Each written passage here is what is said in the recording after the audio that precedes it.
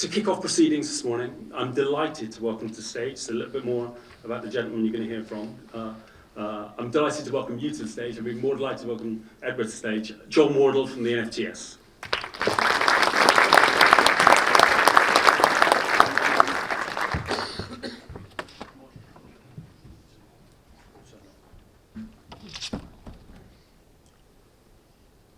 There we go. I have to turn it on, apparently. Morning, everybody. I'm John Wardle. I'm the director of the National Film and Television School, and it's a real honour to be able to host this session this morning with one of my favourite filmmakers, Edward Berger. You'll know Edward from his work on All Quiet on the Western Front and on most recently Conclave, but we're just going to watch a short reel that contextualises some of his other work and brings alive his incredible contribution to both film and TV over many years. So let's just watch this reel.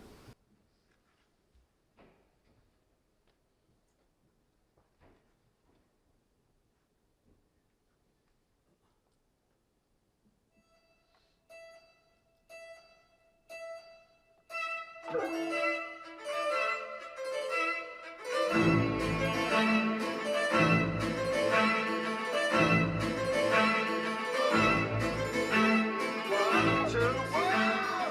watched you destroy Daddy's life. Where'd you help yourself?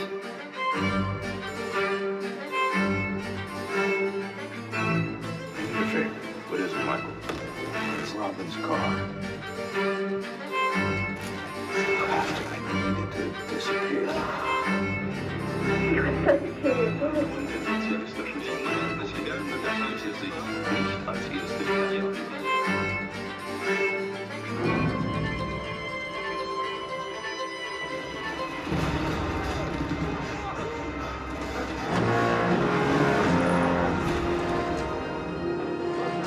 Welcome to the 78th Reserve Infantry Regiment.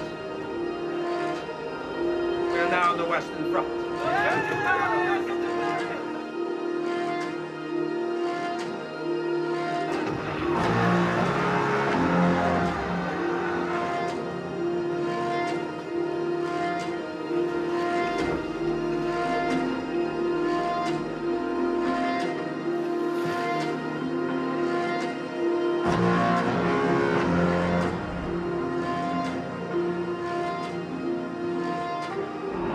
The Pope is dead.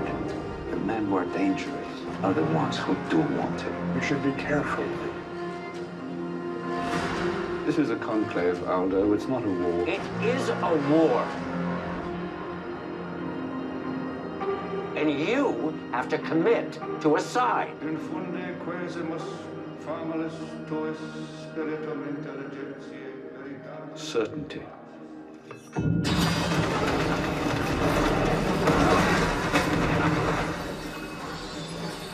If there was only certainty and no doubt, there would be no mystery, and therefore no need for faith.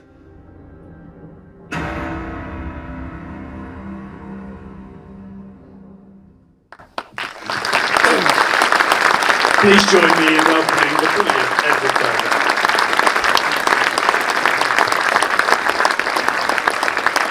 Thank you, John. Pleasure. We feel very lucky to have you over because you're just back. Where are we going to sit? Where should I sit? You're going to sit there at the end? No.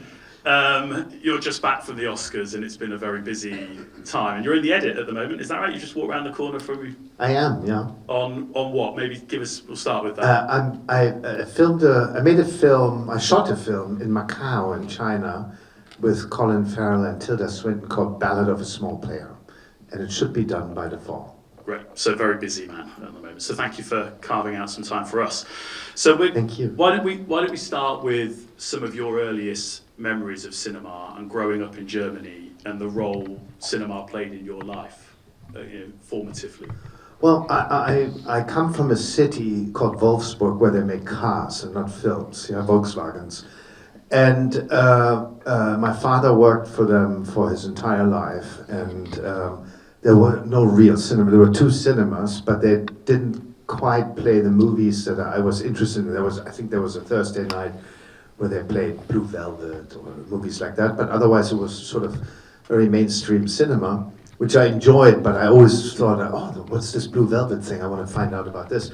And there was a city about an hour away by bus that I often went to because my father took us there. The first movies I saw, he was a big Charlie Chaplin fan, and he took us to see Modern Times and City Lights and those films. And I think those were the first films I saw in the cinema there on a Sunday afternoon when I was maybe 6 or 8, it always drew me, and then I eventually always got on the bus when I was 12, 13, and took that hour ride and went to the cinema there, and that was sort of the cinema I was drawn to. And did being part of the film industry at that point feel possible for you, or was that something? No, I mean, it was, I never knew, I thought actors made the films because those were the people I saw on the screen, and I never knew it was a job. And I remember when I was 15, I took a school trip to that city where the cinema was, to the art school, and I saw someone running around with a camera, and I was told, oh, they have a film course here, and I excitedly went home, and I said to my brother, I think, you can study film, I didn't know this. And he was like, yeah, you can do it, but you're going to have to drive a cab later on. And then sort of that dream deflated, and it got reawoken when I really had to make a decision when I was 18. Yeah. Let's jump forward a bit. When you collected your BAFTA for Best Director in 2023 for All Quiet on the Western Front, you talked about doubt, and actually the clip we just saw kind of focuses on that as well. And you say when you're deciding to take on a project, you ask yourself various questions like, should I do this movie? Are people going to want to see it? Is it going to be any good? And by the time you made that speech for All Quiet, you'd actually already committed to Conclave. So what was it about Conclave where you were able to put those doubts? Well, you never get rid of them until you actually show it to an audience the first time, because they always accompany you while you make a film.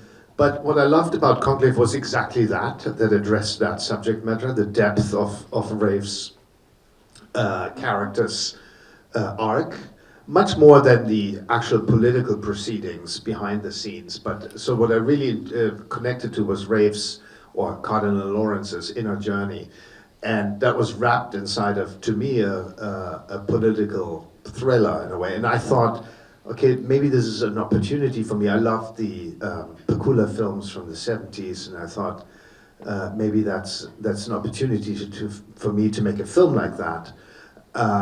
Basically a political conspiracy thriller in a way, in an environment that I hadn't seen before. So that felt different to me. I felt I was able to talk about that inner journey that was interesting to me, and then a bunch of other factors like wonderful people to work with, like Tessa Ross, the producers, and Peter Strawn, the writer. And that environment I felt safe in and protected, and it was a good group. It was a good collaboration. And the film went on to take over $100 million at the global box office, which is kind of amazing. 110 this. 100. Okay, you're correct. I guess the question is, I heard an exhibitor complained the other day that he still has to play it. Well, there's so many great movies, but people just won't keep seeing it, and so that's wonderful. Has it exceeded your expectations? And maybe you could talk a little bit about working with Black Bear and Film Nation and Focus on the release, because they really committed to it. Yeah, I think, our first projections, or Glenn Basner, Film Nation's boss, basically, his hope was for maybe, let's see if we can get to 60 million or so. So it definitely exceeded our expectations. You can never hope for a film to, you hope for it to land with an audience, but you don't quite know where it will happen. And then I think, if we speak about, if just Rafe's speech about doubt, it's gonna hit us all, at some point, a distributor that has to commit to a marketing campaign, that has to commit to, money, or the actual cash, to invest, to an investment. They think, I'm going to put it in this movie, I'm going to put it in that movie. And all these people take great risks as filmmakers, because we don't know if we're going to waste our time for 2 years and then actually no one shows up. Then the distributor takes great risk, and the exhibitor takes great risks. And it's all about taking risk and having faith, and Black Bear and Focus and Filmation all took great risks and just believed in it and pushed it and put their money into it, and we connect, together we came up with a great, I thought, sort of great campaign. But that all has to do with faith and believing in it, and I think for all of us in the end, just having faith in the movie, in movies, in the future, in cinemas, and all these things, and that takes courage. But if we all have it together, I think there's a great future for it. And your last two films, both have won the BAFTA for Best Film, but both have had very different cinema releases. I was probably one of the lucky few that saw All Quiet on the Western Front in cinemas. Is it all the same to you because your new film's for Netflix, or do you have different experiences of the release of those two films? No, I don't. I mean, the great thing about both films is, it has to find its home where, first of all, where it can be made. There's no way I could have made All Quiet anywhere else but Netflix at the time. Because of the budget? The budget, it was COVID. Find a company that would spend that much money. The film was actually quite cheap, but for a German language film, it was expensive. So find someone who was going to invest in that time in the film. It was impossible. And Netflix was really, again, courageous and said, let's do this and make it. And then they supported the film in a way, I think, no other German film has had the pleasure of getting the support. So you have to see it in that context. It's a German language film that actually had a wonderful global release with Netflix and came out in quite a few cinemas in Germany, I think in quite a few cinemas here, but obviously in a limited release, not the way Conclave had, but that's just not their model. And I don't have I don't see those movies as different. What I'm going to do, put my heart not in a movie because it's on by millions of people on Netflix. No, you put your heart every time. You put your heart into it and make it the same. That you just and Conclave had again, as a different type of movie. I don't think it would have been a film. It might have very well disappeared on Netflix because people are talking, nothing big happens in the first 5 minutes. I think you need patience and you need to lock people in the cinema to watch it. And I think Netflix saw that and I saw that and said, maybe it's not the right film for this outlet. We need to put people in a movie theater to really give them the opportunity to engage. People on Netflix are much more impatient by nature. And Conclave, All Quiet had a big bang in the beginning and said, oh, this might be exciting. So it's a different type of film that finds its home according to the film. And Conclave was also, English language. It had the opportunity to get financing from distributors. Actually, it was financed by distributors from around the world, not from America, just international sales. And they took all great risks and thought, okay, let's bank on this movie, which is not an obvious $110 million box office thing. It's actually kind of, I would understand if you go like, is this really, people really want to see this? And I had those doubts, and all of you are going to have those doubts, and then you just need to bank on it. And the great thing about that theatrical release that it gives you the opportunity to really resonate with the society, and to become sort of a more individual kind of cultural experience, which wonderfully did happen. So we've probably got time for just a couple more. Conclave premiered at Telluride, and you were very involved in supporting the release of that. And you're very involved in the Berlinale. I wonder whether you might just reflect on the role of film festivals as well for those people involved in that side of our industry. Well, there's, I think without those festivals, a lot of those type of films, not the big blockbusters, but those type of films would disappear. We really need that platform at Berlin, at Cannes, at Venice, Telluride, to be seen, to have the press, it's just a first launching platform for then you to latch on to and for the distributors to latch on to and say, it premiered in Venice, now let's put it, 4 weeks later, it's going to start in the cinemas. So the festival experience is just has a big impact in the beginning. You know, if you don't have, I know if you don't get accepted to one of those festivals, your film has a high likelihood of disappearing. And you're in a room full of exhibitors. Is there anything you particularly like about the cinema experience? You're living in London at the moment mainly. Is there anything you're enjoying about the cinema experience, or anything you think we could do better? Well, I think there's so many, again, I would come back to faith and doubt, you know, so it's having faith in your cinema, and you feel it. I mean, this cinema, I feel the operator, the owner, has faith in this place.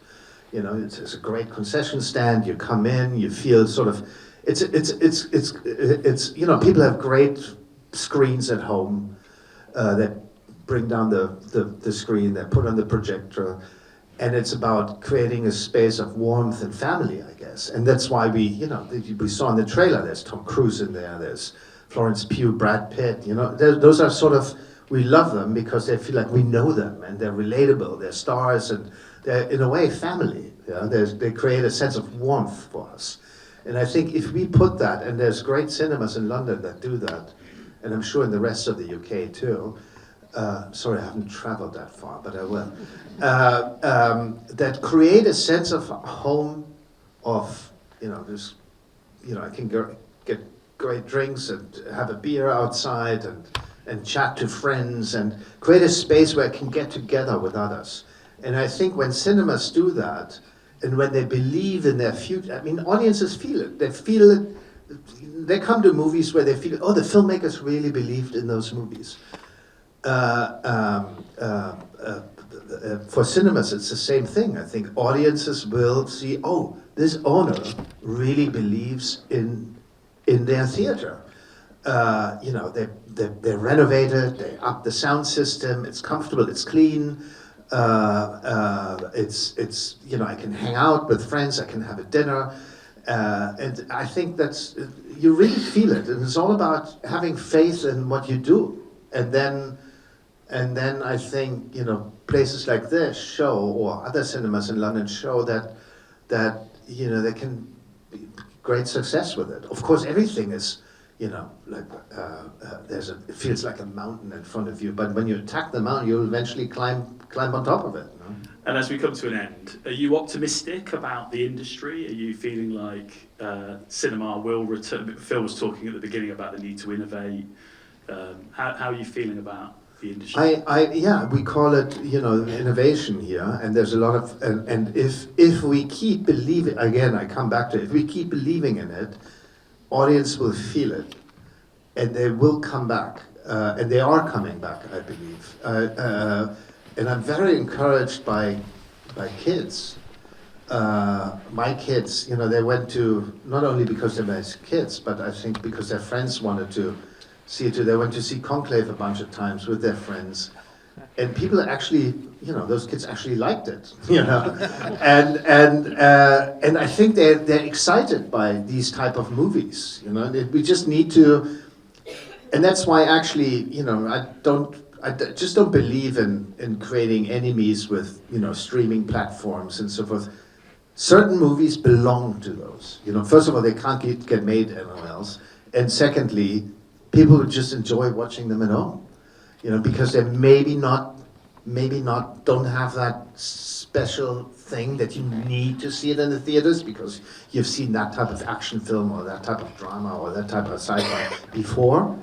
But if we create something like Oppenheimer or Barbie or you know, not to mention or Conclave, it's not the same thing. But if you keep creating those special events in a way that feel like, okay, Conclave just doesn't belong on a stream. Eventually it will, but not at the first instant on a streaming platform, because it's not. Yeah, as I said, people are too impatient for that, and at home the opportunity to switch is just too large. Then I think I'm 100% sure. Just as much as I buy records now and instead of CDs, that people will love that, and it's curated. You know, it's curated by you. You say, I'm going to show these 3 movies because they kind of feel like they're they speak to my audience, and I feel like, oh, this person who runs that cinema understands me and knows me, and I'm going to trust them. And so I think if we create that kind of experience, and we are, then people are feeling it and are coming, and we can give them a great ride. Great. Let's give Edward Berger a massive round of applause. Thanks so much. Thank you so much. I'm going to hand you back to Phil.